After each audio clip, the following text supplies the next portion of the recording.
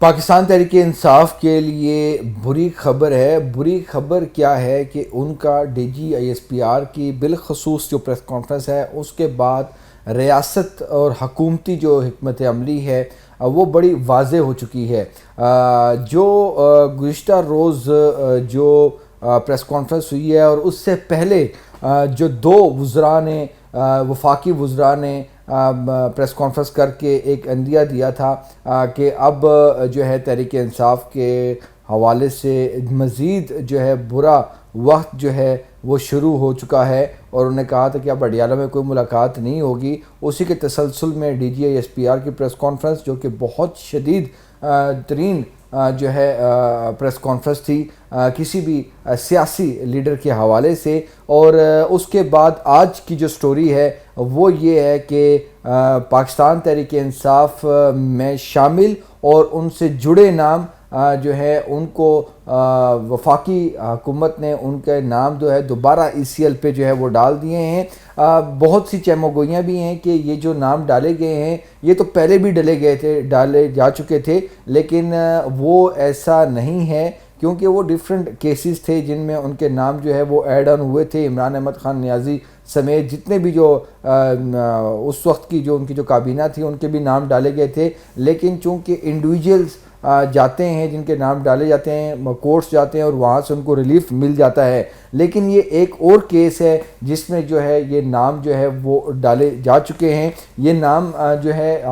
ہم نے بریک بھی کیے ہیں چینل پہ اور اب آپ کے سامنے بھی ہم جو ہے وہ لا رہے ہیں، لیکن اس سے جو سلسلہ بیسیکلی کہانی یہاں سے شروع ہوتی ہے کہ عمران خان سے جو ملاقاتوں کا سلسلہ جو بند تھا، اور اس کے بعد جو ڈاکٹر عظمیٰ جو ان کی جو ہمشیرہ تھیں جو وہ ملیں، اور ان کے ملنے کے بعد جو ان کی سٹیٹمنٹ جو آئی پولیٹیکل، انہوں نے سٹیٹمنٹ دی، اور عمران خان کے جو پیغام تھا وہ اس پہ جو ہے انہوں نے بات کی، اور اس کے کچھ ہی گھنٹوں بعد ایک عمران خان کا جو ٹویٹر ہینڈل جو کہ آپریٹ ہو رہا ہے بیرون ملک سے، وہاں سے جو ہے ایک شدید ترین جو ہے وہ ٹویٹ ہوتے ہیں، اور وہ ڈائریکٹ ٹویٹ جو ہے وہ مسلح افواج کے خلاف ہوتے ہیں، اور بالخصوص جو آرمی چیف ہیں فیلڈ مارشل عاصم منیر،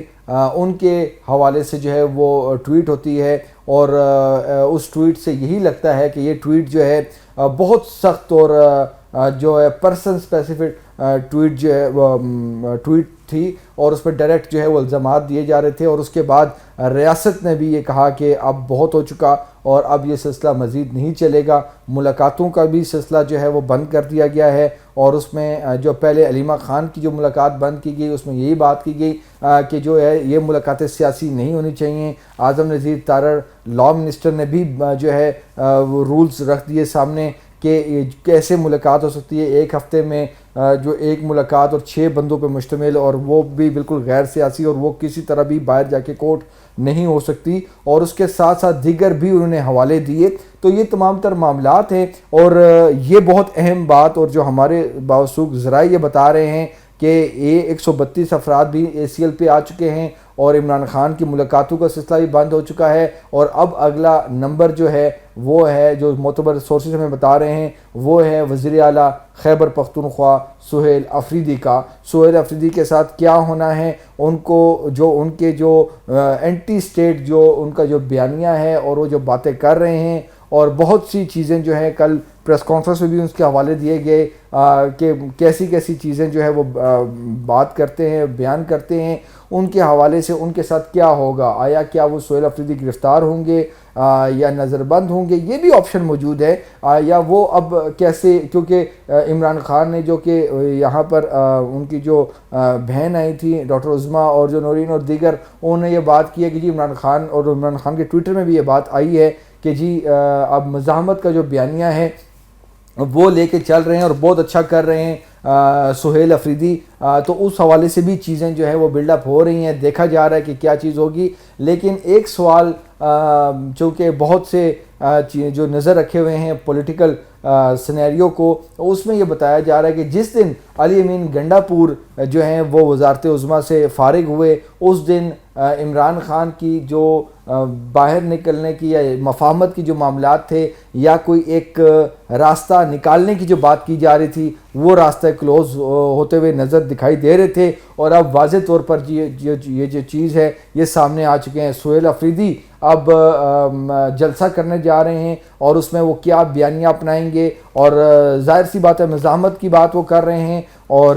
وہ کیا آپ آئیں گے دارالحکومت اسلام آباد میں، اور ان کے ہمراہ کتنا قافلہ ہوگا، اور کیا پنجاب اٹک پل وہ کراس کر سکیں گے یا نہیں، کیونکہ اس سلسلے میں بھی ہماری جو لاہور میں جو وزیر اعلیٰ ہاؤس میں جو ایک اہم ملاقات ہوئی تھی، انہوں نے کہا کہ پہلے جو ہے چونکہ اٹک جیسی لانگ مارچ آتی ہے وفاق کی طرف، تو پہلے پنجاب کا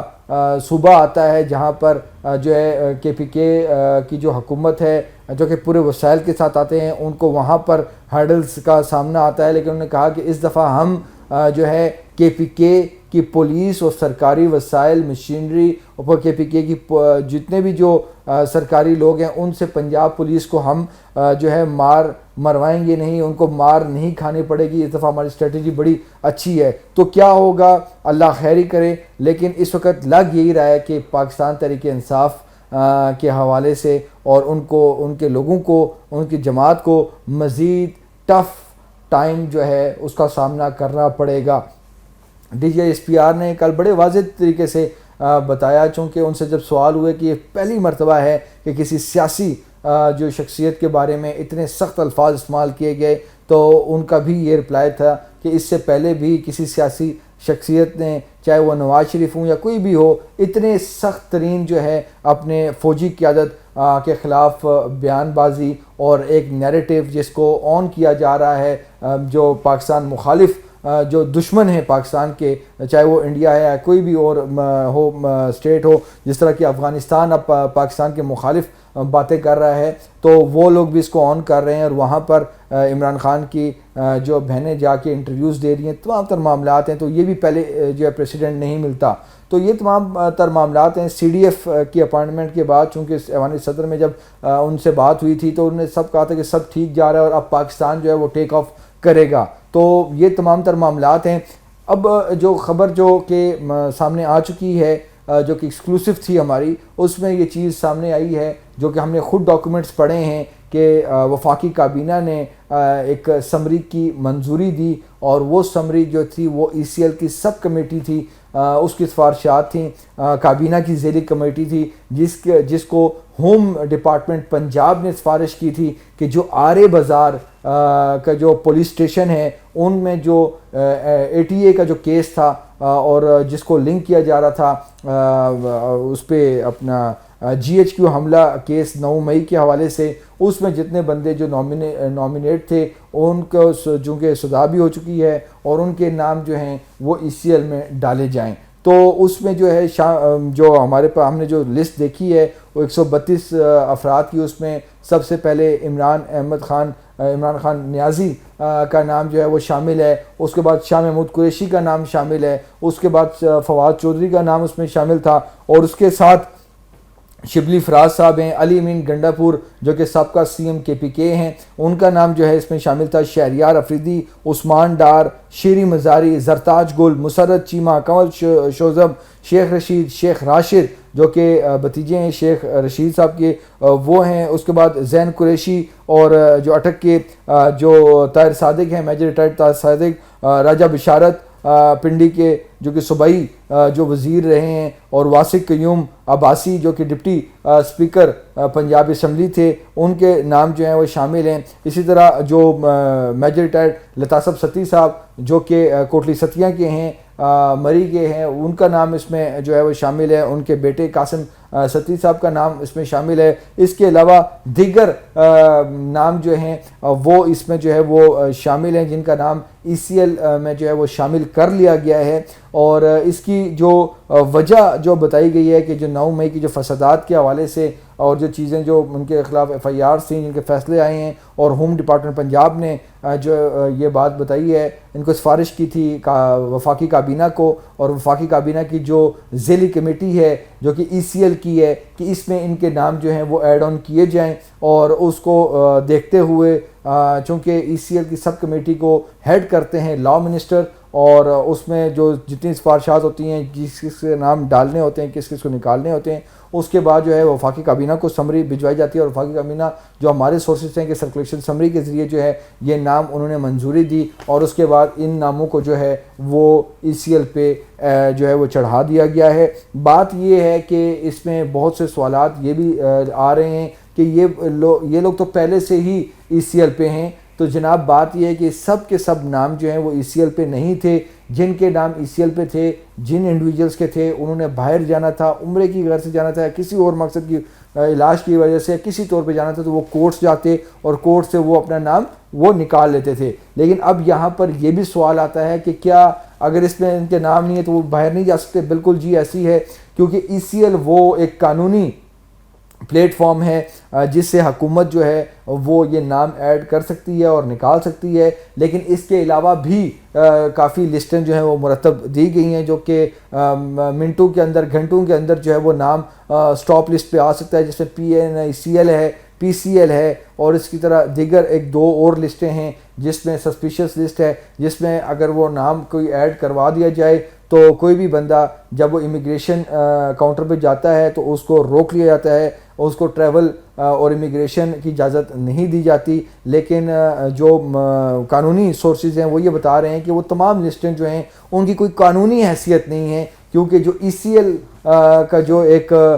پلیٹ فارم ہے، یہی وہ پلیٹ فارم ہے جو کہ قانونی ہے، جس کو قانون بھی مانتا ہے، عدالتیں بھی مانتی ہیں۔ اس کے علاوہ جتنی بھی لسٹیں ہیں ان کو قانون جو ہے وہ آن نہیں کرتا، اور یہ بارہا جو ہے وہ عدالتوں میں بھی یہ معاملہ آ چکا ہے۔ تو یہ جو ان کے نام آ چکے ہیں، انہیں بہت سے لوگوں کے نام نکل بھی چکے ہیں۔ ہماری جن انڈیویجول سے بات ہوئی ہے ان کا یہ کہنا تھا کہ دوبارہ آ گیا ہے، مطلب کہ ان کے دوبارہ سے ایک جو ہے وہ ذہنی ٹینشن جو ہے ان کو لاحق ہو چکی ہے، اور اب اس ای سی ایل سے نام نکالنے کے لیے وہ ظاہر سی بات ہے تگ و دو کریں گے۔ لیکن بات یہ ہے کہ یہ جو 132